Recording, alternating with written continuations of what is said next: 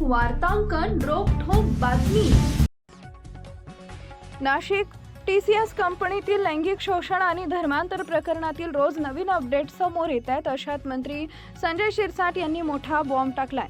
निदा खान यांनी MIMच्या बड्या नेत्यांची नातेवाईक असल्याचा धक्कादायक खुलासा संजय शिरसाट यांनी केला आहे, ज्यामुळे राजकारणात मोठी खळबळ माजली आहे। निदा खान हिच्याबद्दल सांगायचं झालं तर TCS कंपनी प्रकरणात फरार असलेली महिला आरोपी निदा खान हिला अखेर अटक करण्यात आली आहे। छत्रपती संभाजीनगर येथून पोलिसांनी तिला ताब्यात घेतलं।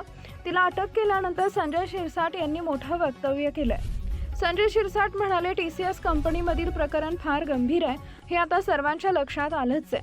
निदा खान ही पेड वर्कर आहे। अशा निदा खान जागोजागी फिरत आहे। काश्मीर फाईल्स सारखा सिनेमा भारतात बनू नये यासाठी काळजी घ्यायला लागेल। मुख्यमंत्र्यांना भेटून SITची मागणी करणार आहे, असं देखील शिरसाट म्हणाले।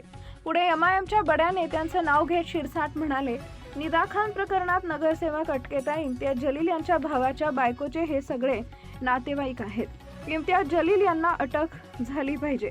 MIMच्या सहभागानं हे सगळं घडत आहे। MIM कोण चालवत आहे अशी शंका आहे।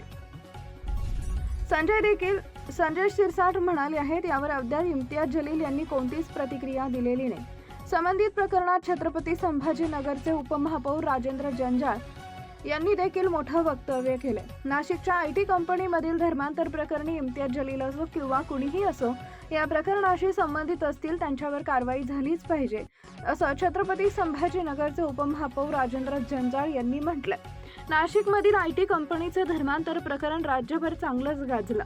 या प्रकरणातील आरोपी असलेली निदा खान हिला छत्रपती संभाजीनगरमधून अटक करण्यात आली आणि तिला आश्रय देणारा मतीन पटेल सुद्धा नाशिक पोलिसांकडून अटक करण्यात आली आहे। दुसरीकडे त्याचं घर पाडलं जाणार असल्याची नोटीसही त्याच्या घरावर लावण्यात आली असून समाधानकारक उत्तर आलं नाही तर त्याच्या घरावर 100% बुलडोझर चालवणार असल्याचं जंजाळ यांनी म्हटलंय।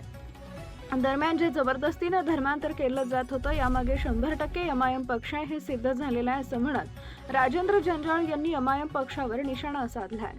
महाराष्ट्रातील महत्त्वाच्या आणि ताज्या बातम्या पाहण्यासाठी आमच्या जय हो न्यूज चॅनलला सबस्क्राईब करा आणि बेल आयकॉन प्रेस करा।